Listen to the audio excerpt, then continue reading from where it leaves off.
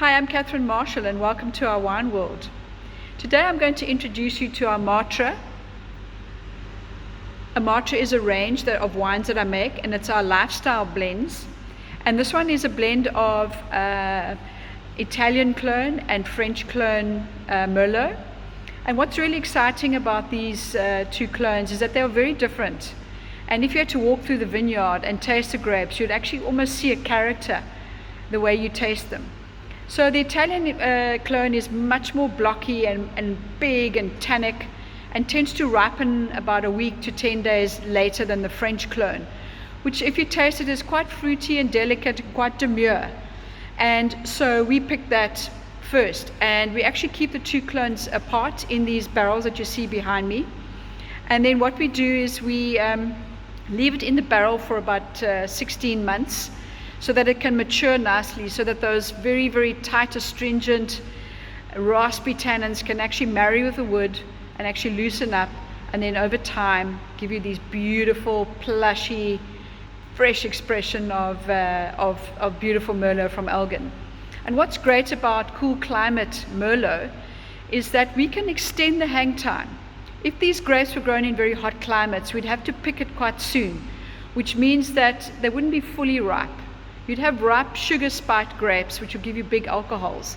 But with cool climate, we can actually let the grapes hang a lot longer without having these big spikes of sugar, which means that we can actually let them ripen properly, at vine ripeness, we say.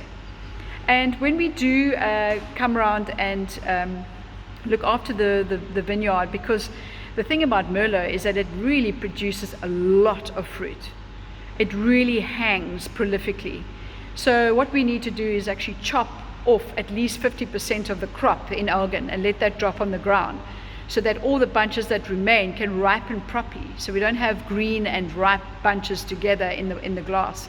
We have them all equal, and we have them all ripened at the same time.